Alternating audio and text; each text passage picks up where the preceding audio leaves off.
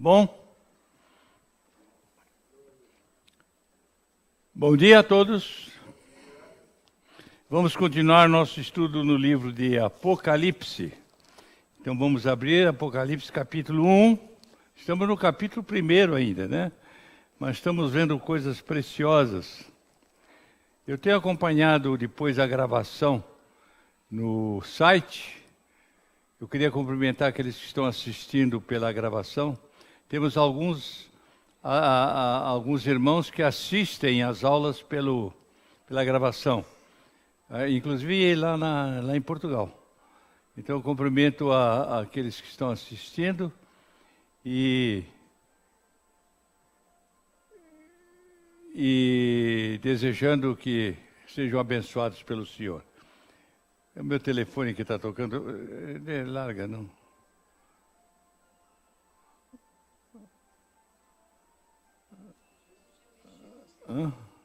Deixa, acabou. Deixa. Sei quem é.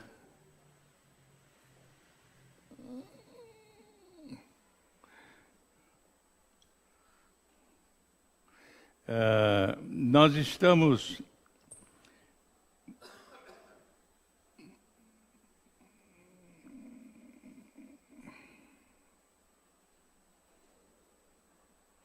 tem ideia.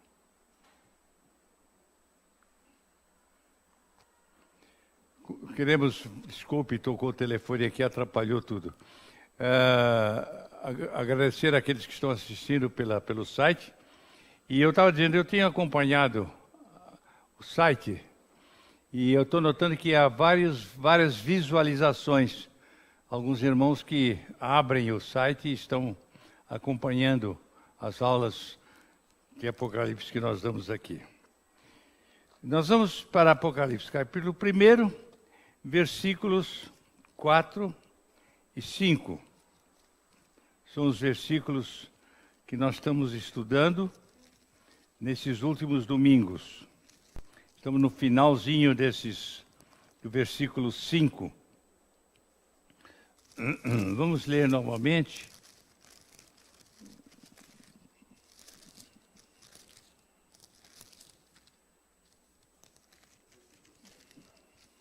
Não, 4 e 5. 4, 5 e 6, nós estamos no 6. João às 7 igrejas que se encontram na Ásia, graça e paz. A vós outros da parte daquele que há de vir. Da parte dos 7 espíritos que se acham diante do seu trono. Da parte de Jesus Cristo, a fiel testemunha, o primogênito dos mortos, o soberano dos reis da terra. Aquele que nos ama, pelo seu sangue nos libertou dos nossos pecados e nos constituiu reino, sacerdotes para seu Deus e Pai. A Ele a glória e o domínio pelos séculos dos séculos. Amém. Nós já vimos os versículos 4, vimos cada frase aqui. Estamos no versículo 6, nos constituiu. Na última aula, nós falamos sobre o verbo constituir. Vimos a importância desse ato divino. Fomos constituídos. Mostramos a importância da ação de Deus em transformar cada um de nós em alguma coisa de muita importância para a sua glorificação. Estamos vendo aqui a revelação de Jesus Cristo. Nos constituiu. E nós falamos domingo passado que aqui temos 3 partes. A constituição, que é um ato soberano da vontade de Deus, para nos capacitar a determinadas atuações, determinadas responsabilidades. Toda a constituição, o verbo constituir é um verbo sobremodo importante, porque ele estabelece regras que são chamadas pétreas, irrevogáveis, imutáveis, e só Deus pode fazer algo que é imutável e irrevogável. Tudo que nós fazemos é precário. Tudo que o homem faz é falível. Mas o que Deus faz é imutável e é para sempre. E a constituição de que a palavra de Deus aqui é um ato soberano da vontade de Deus em relação à nossa responsabilidade como membros do corpo de Cristo. Nos constituiu reino. Temos três coisas aqui: reino, sacerdotes e depois temos a expressão para o seu Deus e Pai. Na última aula nós falamos sobre a constituição como reino. Falamos sobre o reino de Deus. Nós somos súditos do reino. Isso é muito importante, que o Senhor, Ele faz todas as coisas novas. Eis que faço tudo novo. E há de chegar o momento em que Ele vai fazer novo céu e nova terra. Ele nos faz novas criaturas. E como diz a palavra, Jesus disse para Nicodemo, é necessário nascer de novo. E como Paulo fala em Gálatas 5, capítulo 5, versículo 17, aquele que está em Cristo é uma nova criatura. As coisas velhas já passaram e tudo se fez novo. Então o Senhor faz coisas novas. E as coisas que Deus faz, elas não se modificam. Elas têm caráter permanente, de perpetuidade. Falamos sobre isso já no domingo passado. E nós somos súditos desse reino perpétuo, o reino de Deus. Jesus, quando chegou, disse, é chegado o reino dos céus.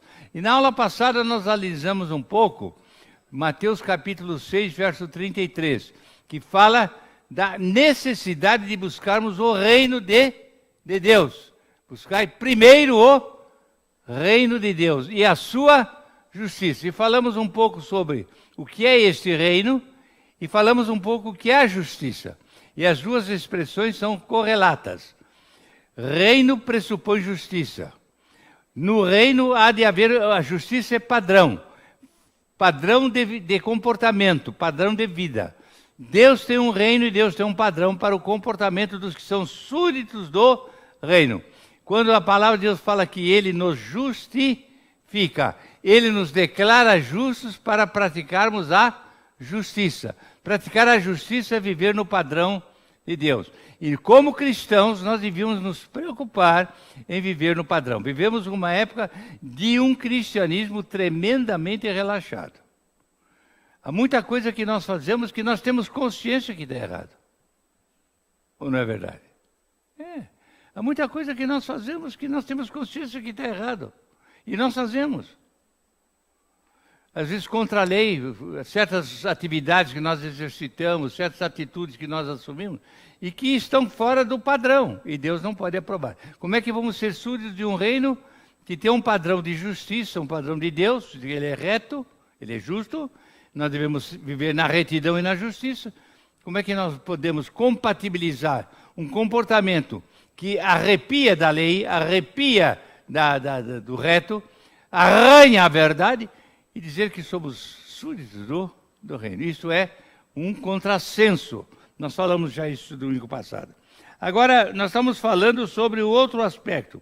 Além da constituição dos crentes como um reino, ele fala que nós somos constituídos também sacerdotes. E nós estávamos falando domingo passado sobre sacerdócio. E estamos mostrando que o sacerdócio é algo que Deus instituiu desde os primórdios da história do homem. E nós vimos que exercício de sacerdócio é um exercício compatível com a realidade existencial de um reino, de um povo. Independentemente de ser o povo de Deus, todos os povos tinham os seus sacerdotes. E a expressão sacerdote... Estou cansado. Pressupõe religiosidade. Todo povo tem sua religião. Nós vemos na história dos povos a religião dos fenícios, a religião dos egípcios,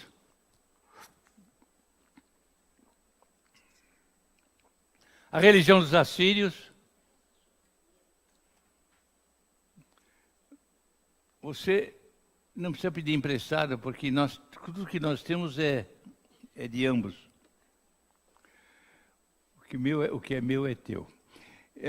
Então nós temos no exercício da religiosidade, um comportamento absolutamente natural na existência dos povos através de toda a história da humanidade. Só que as religiões têm divindades diferentes, né? Os egípcios tinham seus deuses, os assírios tinham seus deuses, os babilônicos tinham seus deuses, os fenícios tinham seus deuses, os romanos tinham seus deuses, os gregos tinham seus deuses, e o sacerdócio tinha que ser compatível com a mentalidade religiosa do povo. E Deus também exigiu que houvesse o comportamento religioso por parte do seu povo. Só que ele era o único e verdadeiro Deus. Tanto que está lá no mandamento, né, nos 10 mandamentos, não terás outro Deus. Essa expressão é interessante, não terás outro Deus. Será que nós cumprimos esse mandamento com veracidade, com rigor, com exatidão? O que é ter a Deus como único Deus? É tê-lo como único soberano, não é isso? E nós devemos ser sacerdotes desse Deus. Quer dizer, o sacerdote é aquele que serve a Deus no meio do povo. Ele trabalha na área do relacionamento entre Deus e o povo. Nós vimos que no reino temos a perspectiva do temporal. O reino é o temporal. O rei governa os seus súditos, dá as leis de comportamento da vida civil, da vida econômica, né? Da vida social. Então diríamos que é a parte temporal da vida, da vida comunitária. E o sacerdócio trata do aspecto espiritual da coletividade. O sacerdote tem uma função específica no trato das coisas, em que o homem se envolve com Deus e Deus com o homem. Aí ele é um intermediário entre Deus e o homem. A figura do sacerdote é uma figura importante na palavra de Deus. O sacerdócio acompanha a Bíblia da primeira à última página, porque Deus trabalha conosco através da própria criatura humana. Eu citei aqui no domingo passado o comportamento de Moisés, né? Lembra-se? Quando Moisés foi chamado, ele tentou refugar o chamado de Deus. Ele tentou recusar a responsabilidade de ser o libertador. Ele dizia, eu não sei falar, eu não sei argumentar, eu tenho uma linguagem dura, eu não estou adequado, não sou a pessoa adequada para estar na realização desse seu projeto, ó Deus, arranja outro. E Deus diz, não, você vai ser o libertador, eu vou botar o sacerdote do teu lado. E nós vemos que apareceu a figura de Arão. Arão é a figura fundamental do sacerdote no seio do povo de Israel. Arão é a figura talvez mais importante em toda a constelação sacerdotal do povo de Israel. Arão, o sacerdote. E ele estabeleceu, inclusive, uma tribo, não é? Para exercer o sacerdócio. Qual era a tribo? A tribo de Levi. Deus, no meio de todas as atividades que ele incumbia ao povo, nos seus relacionamentos humanos e com ele, Deus estabeleceu uma tribo que deveria cuidar desse aspecto religioso, da vida religiosa do povo de Israel, né? Então tinha a tribo de Levi, a importância do sacerdote. Então nós estamos vendo aqui no Apocalipse que quando o Senhor está dando uma revelação de Jesus Cristo, está mostrando que ele veio para constituir um povo, um reino que é de Deus, não é dos homens. Tem que cuidar das coisas com a orientação de Deus e não dos homens. Toda a sua atuação humana tem que submeter a um padrão divino.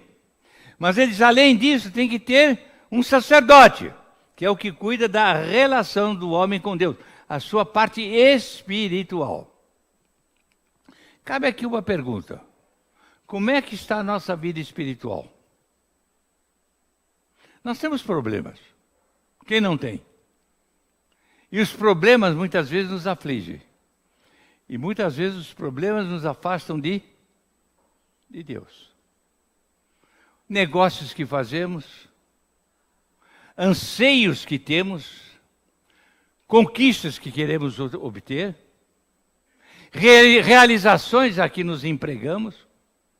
Enfim, há tanta coisa que envolve a pessoa e que escapa a um controle de Deus por uma negligência humana.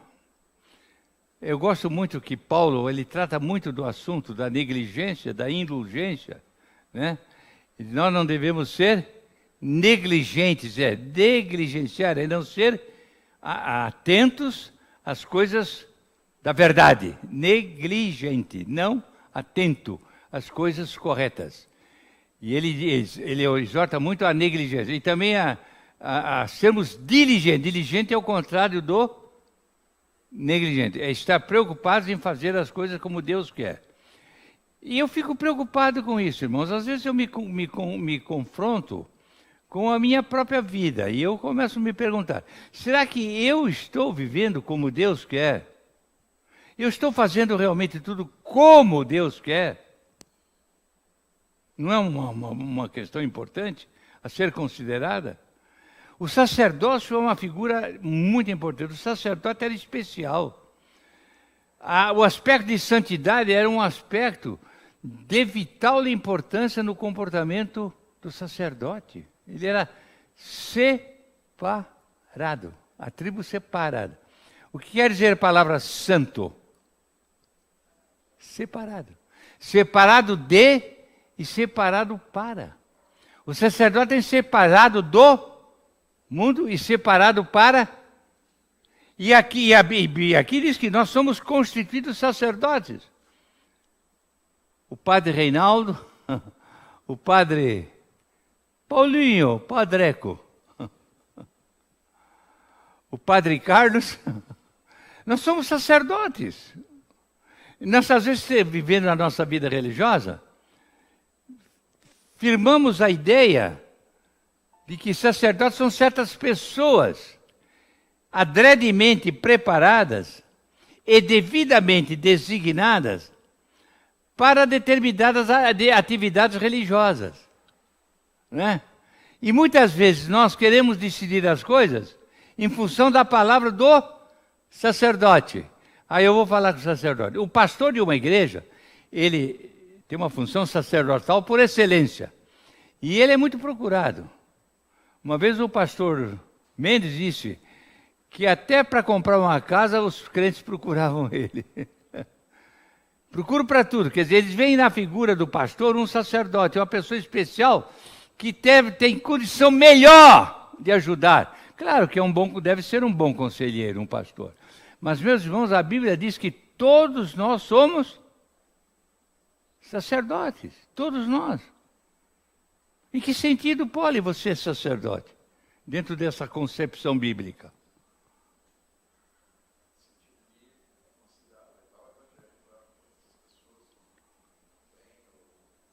Sacerdote é, por excelência, um administrador das coisas de Deus na vida humana, não é isso? Por excelência. Ele cuida do templo, ele cuida do altar, ele cuida das vítimas, ele cuida do sacrifício, ele cuida da adoração, ele cuida da intercessão, ele cuida do aconselhamento, ele cuida...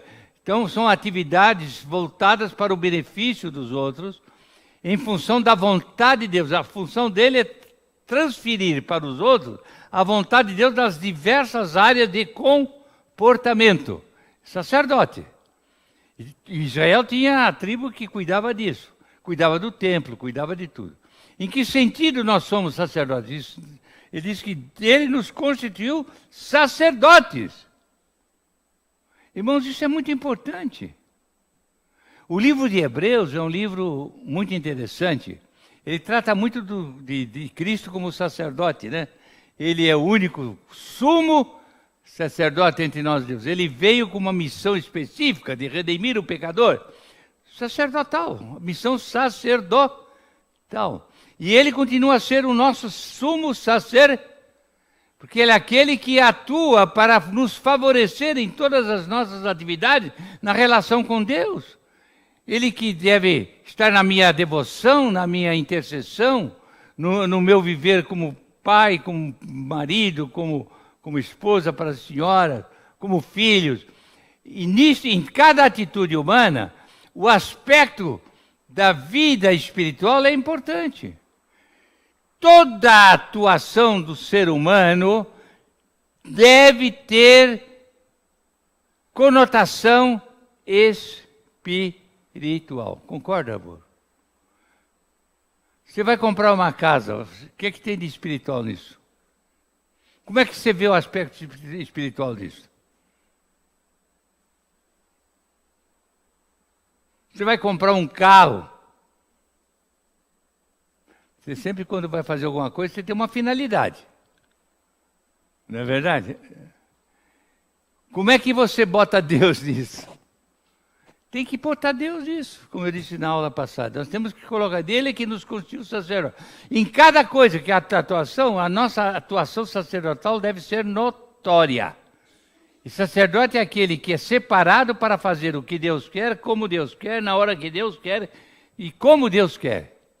Eu tenho que estar na vontade de Deus. Ele nos constituiu sacerdotes. Agora, quando diz ele nos constituiu, quer dizer o seguinte, que por mim eu não posso ser sacerdote. O sacerdote não é aquele que se declara sacerdote. Nós vivemos uma etapa de vida religiosa em que o sacerdote está muito ligado à vontade humana. Por exemplo, eleição do Papa. Eles se reúnem lá para eleger o Papa. Eles dizem que é Deus que vai eleger. Mas há uma política atrás de tudo isso. Eles fazem conchavos, eles fazem acordos, eles fazem entendimentos prévios. E, em última análise, o que é que acaba acontecendo?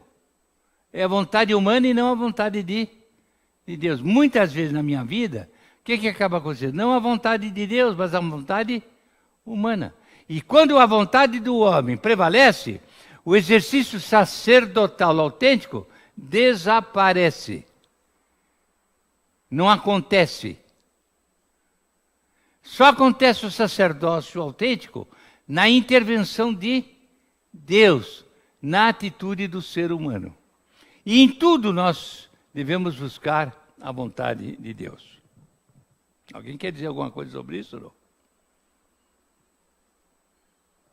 Independe de roupa. O sacerdote levar uma batina, botar um capacete, ter aquelas coisas todas, anel. Nós materializamos, né, o que é espiritual, não é? Nós materializamos. E afastamos Deus do exercício. Você ia falar?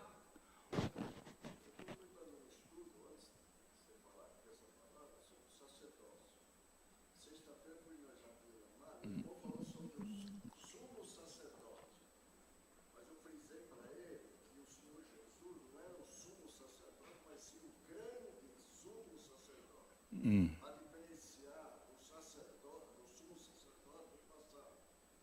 Essa oportunidade de ser sacerdote é exclusivamente do povo da tribo de Levi. A grande responsabilidade. Nós vemos depois que os filhos de Levi, eles eram sacerdotes. Eles foram punidos porque eles estavam tirando a cara. Então, hoje nós, como sacerdotes, também devemos ter responsabilidade diante do Senhor. Nós somos santos, né? Somos santificados por Cristo. Mas, separados. como sacerdotes, deve ser uma vida pura não, melhor possível para agradar ao Senhor. Corresponder àquele que nós levamos o nome de sacerdotes. Muito bem. Aqui o assunto, inclusive, o sacerdote, ele se bifurca em duas áreas. Vamos para 1 Pedro. Sim. Diz a palavra de Hebreus que o sacerdote era da tribo de Levi, mas mudando a lei, mudou também o sacerdócio. Então Jesus Cristo era da tribo de Judá. Certo? Agora então, em Apocalipse diz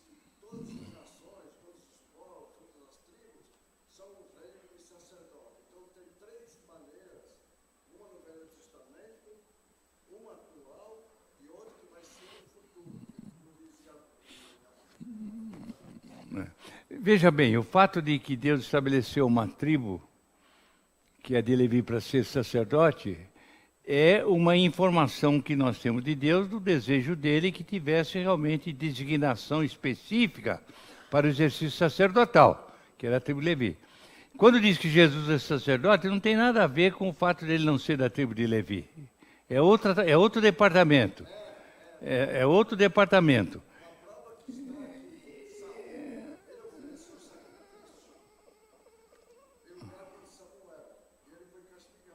Exato, Deus tinha a sua designação.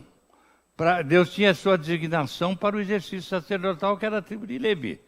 O sacerdote tinha função específica, definida por Deus. Não, agora não. Agora nós temos Jesus Cristo, é o sacerdote, é o sumo sacerdote, no sentido que ele é o intercessor. O sacerdote é o que trata das coisas em relação a Deus. E quem é que veio tratar das coisas em relação a Deus no nível da maior importância? Foi Cristo. É o mediador entre Deus e os homens. Pedro diz, debaixo do céu nenhum outro nome é dado entre os homens pelo qual sejamos salvos. Então a figura de Cristo aparece, é prefigurada pelo exercício sacerdotal, é prefigurada, tipologicamente, entendeu? Mas Cristo é realmente aquele que veio para exercitar o projeto da redenção de Deus em relação ao pecador. Né? Então ele é o sumo sacerdote, e nós somos sacerdotes, porque uma vez que nós nos tornamos filhos de Deus, nós passamos a ter a responsabilidade de cuidar das coisas de Deus, representando Deus na terra. Você ia falar alguma coisa? Por favor. Na antiga aliança, era necessário o sacerdote para remediar a relação do homem com Deus. É tipologia, né? Então, depois da vinda de Cristo, em que nós fomos constituídos sacerdotes, né? Na antiga aliança, o sacerdote cuidava do templo. Hoje, nós somos o templo. Então, nós, como sacerdotes, temos que cuidar do templo de Deus, que é o nosso próprio corpo, a nossa própria vida. Né? Então, como hoje nós não necessitamos mais da família do Levi, porque hoje nós temos livre acesso diretamente a Deus através de Jesus Cristo. E dessa forma a gente pode cuidar do templo, cada um cuidar do seu templo, que é o... Paulo fala em 1 Coríntios, nós somos o santuário de Deus. Isso. O corpo nós somos o santuário. O Espírito Santo habita em nós. Né? Agora, isso tudo tem uma conotação importante. Tudo vem do Gênesis. Quando Deus criou o homem, Deus não criou o homem, a mulher, para ser apenas elementos de visibilidade dele. Ele fica olhando, o homem é bonito, a mulher é bonita, bacana. Para que Deus criou o ser humano? Para servi-lo, para adorá-lo. Deus tem um projeto de envolvimento da criação. Porque Deus não criou o homem e a mulher, a não ser para poder usá-lo na programação dele, Deus. O programa é de Deus, mas a realização é de quem? Isto foi anulado pelo pecado. Entendeu? O homem ficou incapacitado de ser usado. Então foi posto fora. Mas em Cristo nós somos restabelecida em nós a capacitação espiritual para servir. No Novo Testamento, uma das ideias básicas do ensino apostólico em relação à vida cristã é: nós somos criados uma nova criatura para servirmos a Deus. Servir a Deus é ser sacerdote. Servos de Deus. Então o sacerdócio é algo natural, decorrente da obra da redenção. Uma vez que eu sou salvo, por isso que lá em Romanos 14, 9 diz, Cristo morreu por nós, né? Diz lá, que ele morreu, foi por isso que Cristo morreu por nós, para sermos servos, não salvos. Ele não quer salvos, ele quer servos. Nós às vezes ficamos contentes com o fato de sermos salvos. Estou salvo, ótimo, estou salvo, não vou para o inferno. Mas não é isso que Deus tem em mente. Deus tem em mente a redenção para o exercício sacerdotal. O exercício sacerdotal é a substância da evidência do cristianismo. Somos todos sacerdotes. Devemos servir em tudo que façamos. Na formação da família, na formação de uma empresa, na construção de um negócio, em qualquer atividade que nos envolvamos. Não, como crentes, nós devemos pensar nisso. Eu sou um sacerdote. E há dois aspectos que Pedro mostra do sacerdócio. Eu falei isso na aula passada, ano passando, a hora está passando e nós não voltamos lá ainda, estamos voltando agora. Diz aqui no versículo, capítulo 2, versículo 5. Também vós mesmos, como pedras que vivem, eu falei do domingo passado sobre as pedras que vivem, sois edificados casa espiritual. Notou essa expressão? Edificados casa. Está muito ligado com 1 Coríntios 9, né? Vós sois edifício não diz a palavra? Nós somos edifícios, edificados. Casa, não sabeis que sois santuário, templo de Deus, e que o Espírito Santo habita em nós. E essa ideia de santuário, de templo, ela nos envolve com responsabilidade de serviço. Nós somos um complexo de serviço para Deus. E eu pergunto, o que é que nós servimos a Deus na nossa vida cristã? Como marido, como mulher, como pais, como filhos, como membros de uma igreja, como engenheiros, como advogados, como médicos, como administradores de empresa, como semelhantes. Onde nós estamos vendo na vida humana que levamos o exercício sacerdotal que ele menciona aqui. Sois edificados, casa espiritual, para seres sacerdócio santo, a fim de oferecerdes sacrifícios. Olha aqui, o que o sacerdote fazia no passado? Oferecia o sacrifício das vítimas, através dos quais havia a purgação dos pecados. A reconciliação do homem com Deus era através do sacrifício das vítimas oferecidas. E quem é que manipulava isso?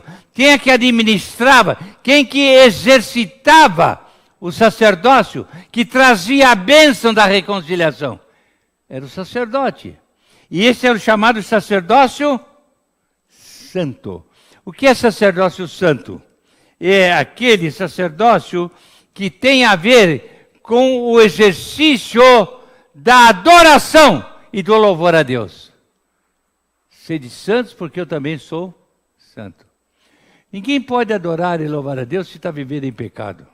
E hoje muitos crentes vêm à igreja, assistem às reuniões, cantam hinos, participam de trabalho, mas não estão vivendo no seu lar, no seu trabalho, na sua profissão, não estão vivendo como separados. Santo é separado, separados para Deus. Essa ideia que eu quero passar, sacerdócio santo, é sacerdote dos separados para Deus, para fazer o que Deus quer, no sentido de louvar, de adorar, para ser sacrifícios espirituais que agradem a Deus. Quando Deus criou o homem, criou para que ele exercesse sacerdócio santo, para ser adorador, louvador. Adorador e louvador. Agradáveis a Deus, por intermédio de quem? Não era possível, eu não posso fazer isso sem Jesus Cristo. O pecado me afastou disto. Mas em Cristo eu sou restabelecido a isto. Em Cristo eu posso ser um sacerdote santo. Então Deus quer a nossa adoração e o nosso louvor. E nós temos que ser sacerdócios santos. Ok? Deu para entender? Estamos sendo. Não adianta você chegar, assistir reuniões, cantar hinos. É preciso que nossa vida reflita serviço para Deus em termos de santidade de comportamento, de realização da vontade dEle, em todas as áreas em que Ele nos envolve. Onde eu estou tem que ser um reflexo da vontade de Deus. Aí é o ensino de Paulo nas suas cartas, mostrando sempre a importância de nós sermos servos que glorificam. Glorificai, pois, ao vosso Deus. O nosso serviço é para a glória de Deus. Quantas coisas fazemos que é para a nossa própria glória? Ou não é? As igrejas hoje, há inclusive eleições para cargos, concorrências, pretensões a posições importantes, aqueles que querem mandar mais que os outros. Isso está evidente no comportamento mesmo do povo de Deus, está fora do padrão de Deus. O sacerdócio santo é o sacerdócio que agrada a Deus, em termos de louvor, de adoração, e pressupõe o quê? Separação para Deus, separação do pecado, separação dos interesses pessoais, dos desejos carnais, das vontades próprias. Paulo ensina muito isso nas suas cartas, está certo? Então, sacerdócio santo tem a ver com a adoração de Deus. Uma vida que... Agora, adoração não é só conversa, né? Eu não adoro a Deus só quando eu falo. Qual é a maneira melhor de adorar a Deus? Viver uma vida de acordo com a vontade de Deus. Quando eu estou vivendo como Deus quer, eu estou adorando. Estou dizendo, Senhor, eu estou na tua vontade. Eu estou te exaltando na minha vida. Não vivo mais eu, mas Cristo vive em mim. Então, sacerdócio real.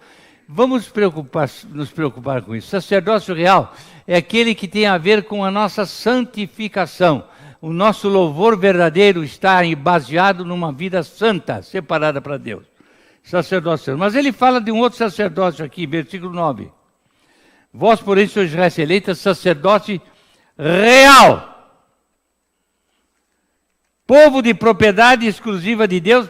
Agora tem um outro a fim de. Lá no versículo 6, aliás, no versículo 3.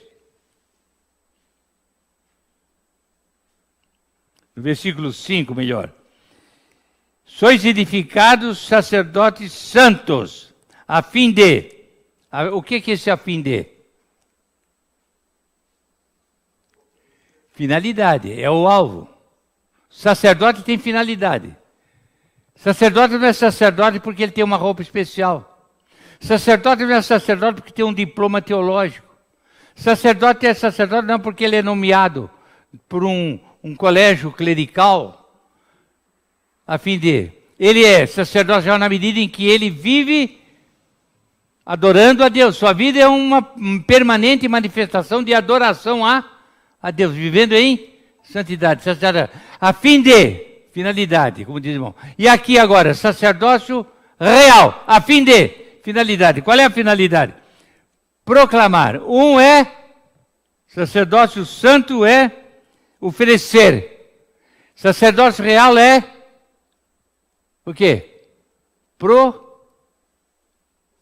Proclamar. O que é proclamar?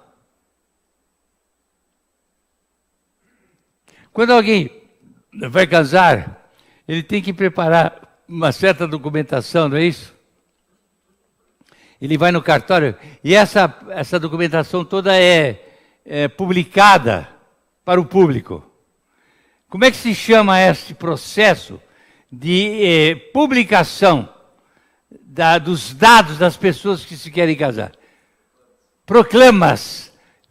Proclamas. É a proclamação para todos do desejo, para que quem acha que ele não tem condição, denuncie.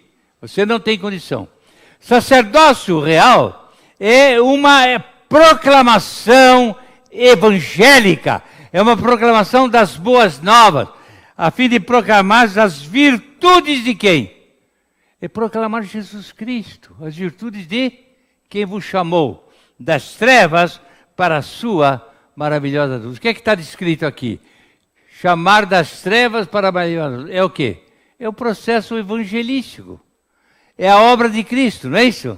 Ele nos tira das trevas, eu sou a luz do mundo. Quem me segue não andará em trevas, mas terá a luz da vida. E quando nós somos salvos pela graça, além de nós sermos feitos sacerdócio santo, isto é, separados para proclamarmos a grandeza de Deus, exaltarmos, adorando a Deus, nós também somos separados, somos sacerdotes, para proclamar. A nossa vida tem que ser uma proclama.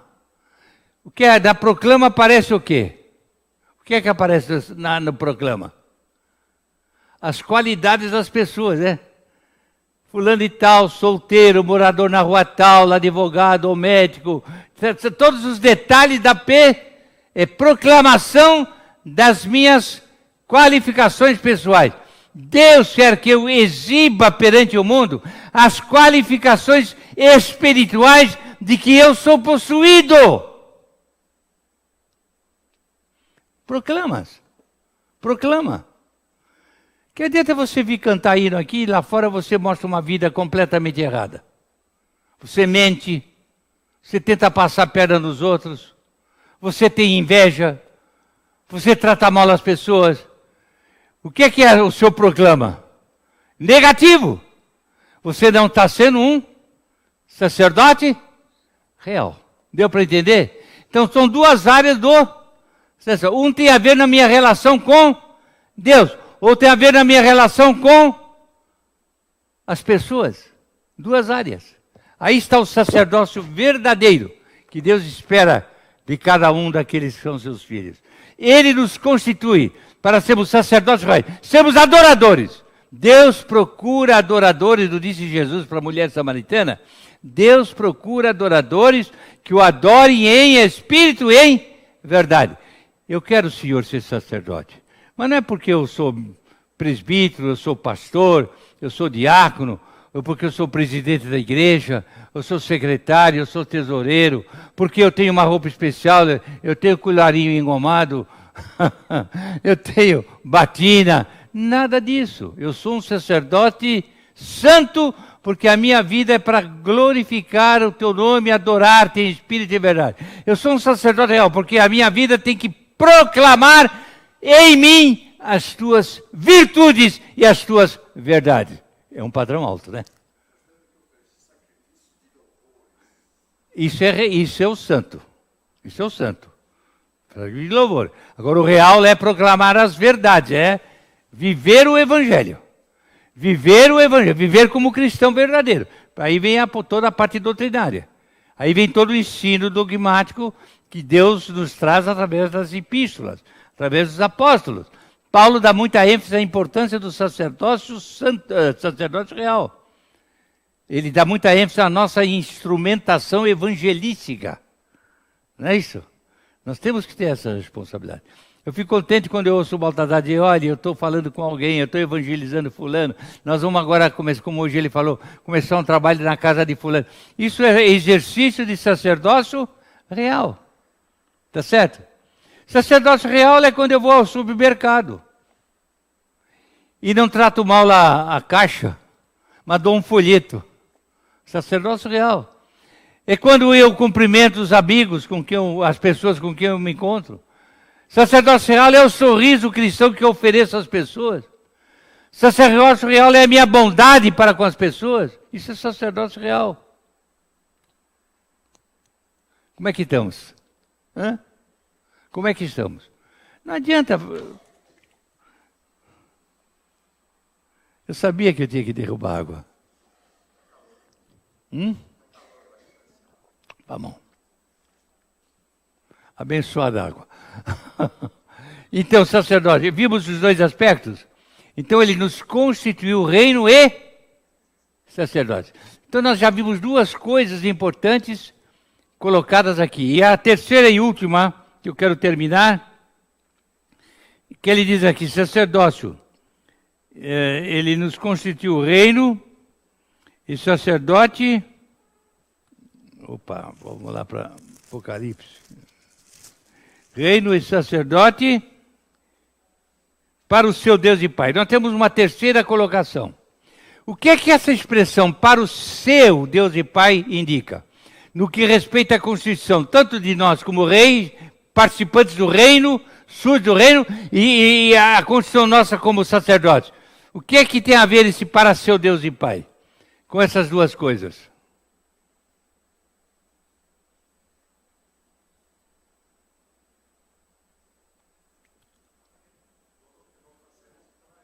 O foco da minha vida como participante do reino, o foco da minha vida como sacerdote, qual é? Glória do meu só Deus, Pai. Acho espetacular. Que expressão completa daquilo que Deus faz comigo, de um pecador perdido. Ele faz membro do seu corpo, participante do seu reino. Ele me faz nação santa, povo dele, me faz propriedade exclusiva para seu Deus. O que é a expressão seu? O que é? Gramaticalmente. Seu. Possessivo.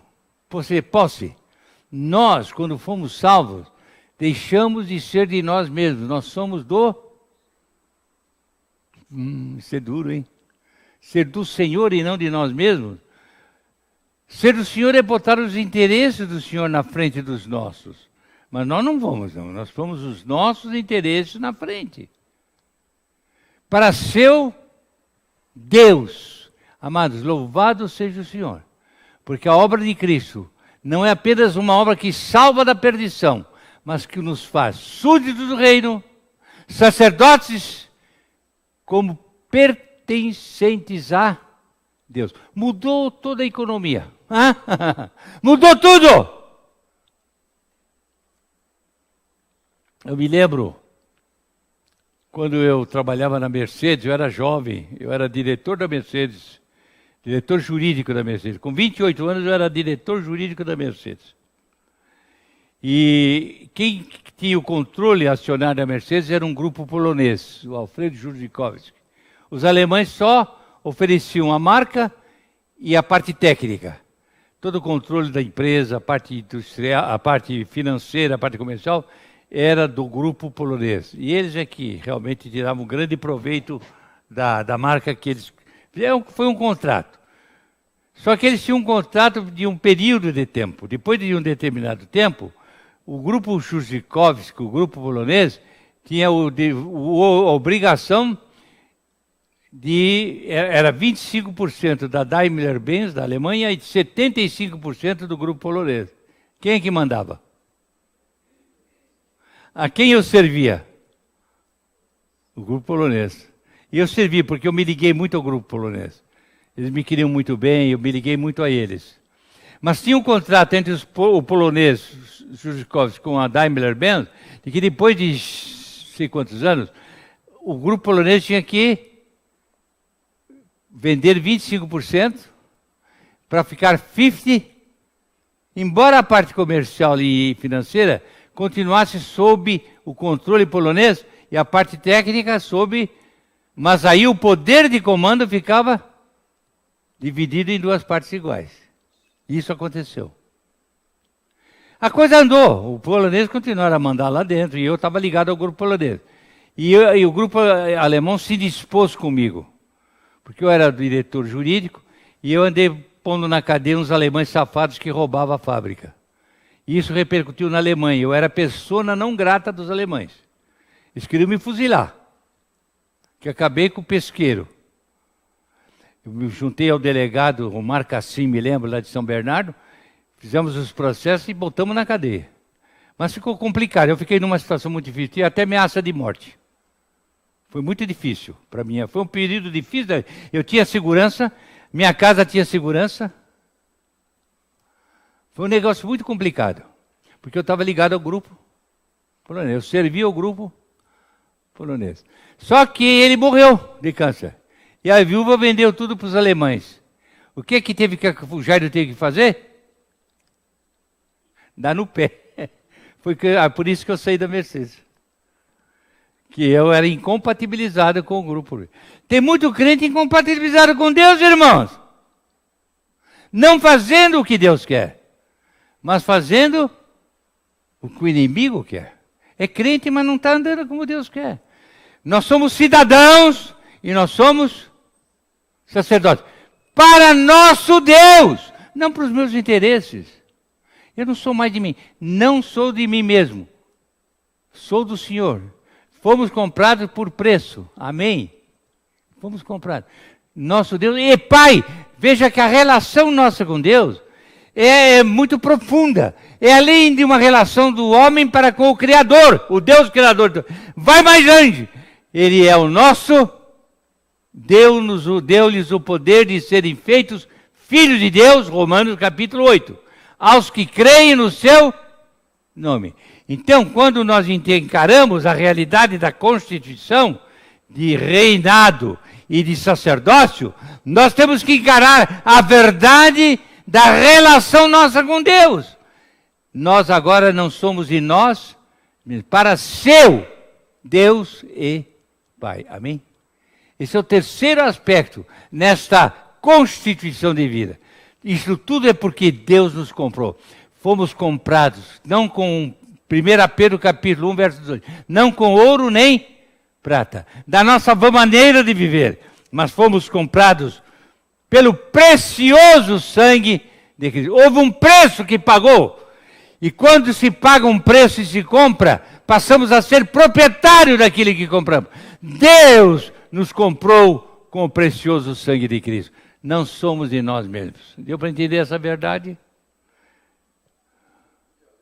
Pode ler. Sim, senhor. Sim, senhor. Pode falar, senhor.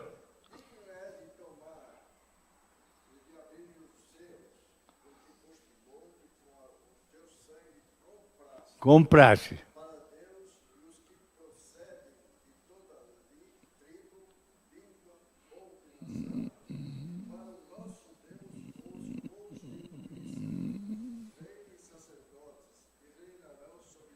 Amém. Esse é um texto paralelo.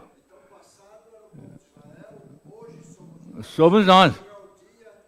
Seremos os salvos que estão com o Senhor. Nossa atuação eterna é sacerdotal. Somos um reino, sacerdócio, pertencemos a Deus e Ele é nosso Pai. Esse é o resumo dessa expressão tão linda que temos em Apocalipse. Jesus Cristo é a revelação dessa verdade. Jesus Cristo é a revelação dessa grande verdade.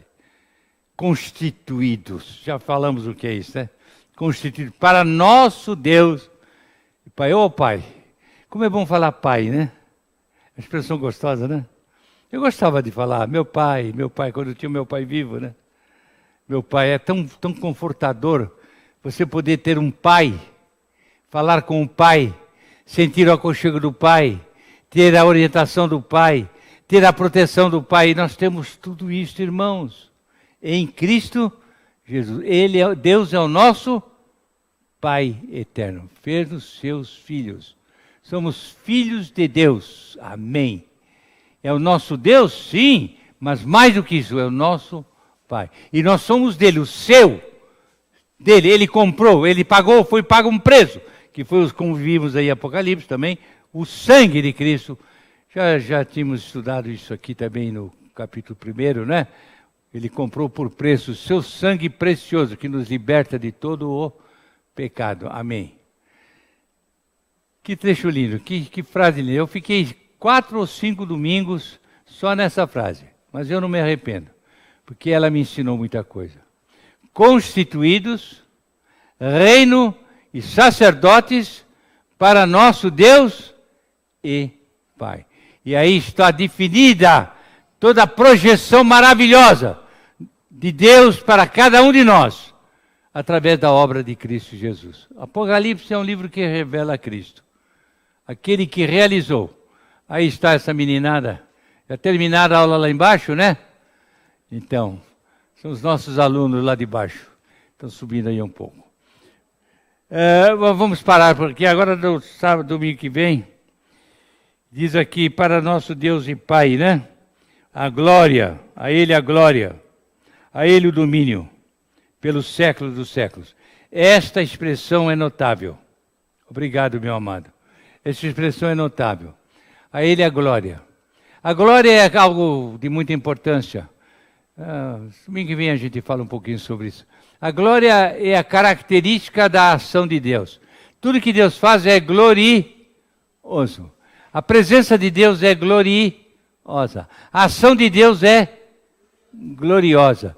E a obra de Cristo por nós na cruz é gloriosa. E aquele que é salvo pela obra de Cristo se torna glorioso.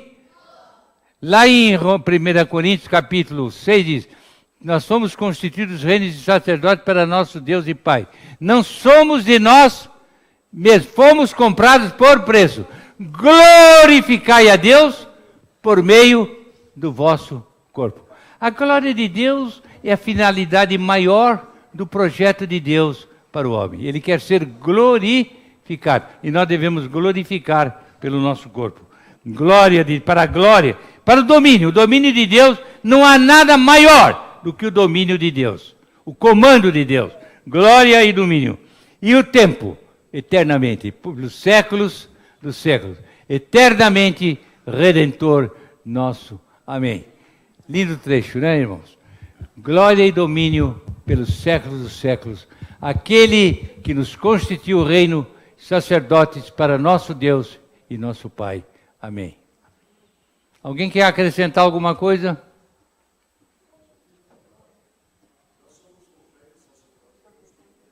Não entendi.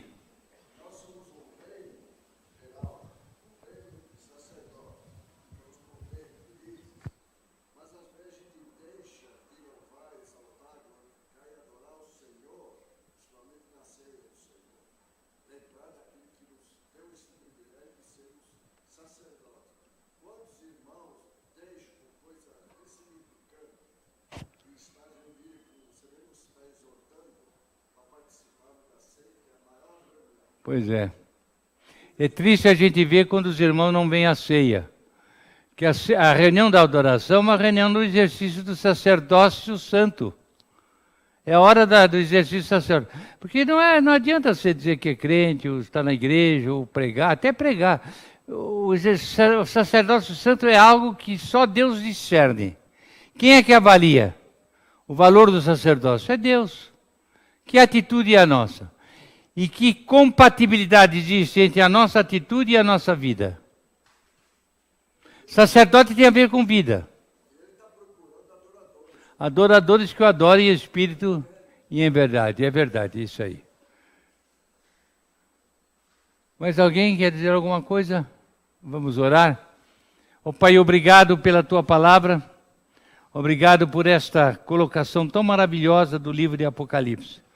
Que o Senhor nos tem constituído reinos, sacerdotes, para Ti como nosso Deus e nosso Pai. Que nós possamos exercitar a nossa responsabilidade como súditos do reino, como membros desse exercício sacerdotal. Que nossa atitude, Senhor, seja para a glória e para o domínio Teu pelos séculos dos séculos. Ajuda-nos a viver na Tua vontade. Nós oramos por Jesus Cristo, nosso Salvador e Senhor. Amém. Amém. Muito obrigado.